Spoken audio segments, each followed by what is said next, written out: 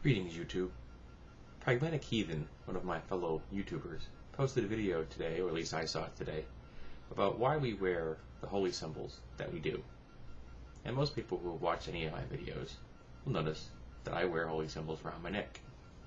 I've got a 5-pointed tentacle, and I've got an ankh, both of which, oddly, were gifts to me from my ex-wife. And I've been wearing them for years now. I think I've been wearing this one for, 10 years, and this one for like 8 or 9. And I always wear them. They don't ever come off unless I need to take them off for some kind of, medical x-ray or something, which has happened. I had some broken ribs in a car accident a few years ago, and that required me to have a whole body scan done and x-rays done, so I had to remove them. I don't recommend body scans that entailed being injected with radioactive dye. I didn't enjoy it. But at one time I wore a sunwheel, solar cross, like Pragmatic Heathen did. And because I respect the symbol of, to me represents both the vertical of the spiritual and the horizontal of the earth foundation. And for me, the pentacle represents the 4 elements in the human spirit, the 5 points. And the ankh is a symbol of both my God, Ta, and of the eternal cycle of life. And some of the research I've actually seen on the ankh gives it an interesting background.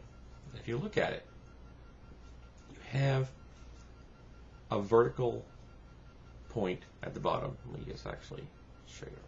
Like that. There you go. And which can represent the male aspect, the phallus. Then you have a horizontal representing the plane of the earth, the reality, the foundation of the world. And then you have the teardrop or oval at the top representing the vaginal opening or the feminine. So you have a symbol representing the male, the female, the earth itself, and the symbolism of the life cycle, thus the concept of eternity. I once heard someone comment that the Christian cross removed the feminine and added an additional element of the phallus, and was kind of indicative of the fact that the established church has always placed the feminine in a subordinate role to the masculine. I have no idea if that was ever done intentionally or it was done as direct translation of the crucifixion, because the Romans really used T's. They didn't use crosses for the most part, because T's were easier and cheaper to make, and a cross didn't really need something sticking out the top of it to hang a person off of. But I wear these every day. I show them off all the time. Not just for the fact that I enjoy showing them off, but because I find wearing them under my shirt really annoying. And I'm very open about this. I don't ever hide it. And I've had to explain it on more than one occasion. In fact, I've even had one individual look at my 5-pointed star and tell me it was a Star of David. And he was very, very insistent. I mean, he got like angry at me when I said it wasn't the Star of David, which I thought was weird because I was the one wearing it and not him. But I didn't fight it, because someone that emotionally invested in something is maybe just a bit off of plumb. But the symbol actually was used at one point by the Jews as the seal of Solomon, so there is a connection. And the 5-pointed star is a symbol that is so old that no one really knows where it came from. It was in fact used by the Christians at one point to represent the 5 wounds of Christ. And I believe one of the Knights of the Round Table from the mythology used it on his shield. Galahad, maybe? I'm not positive.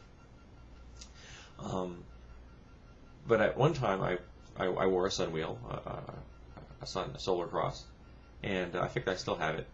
And I frequently use a physical symbol of a vertical and a horizontal image when I pray, again to represent the vertical, the spiritual, and the horizontal of the earth.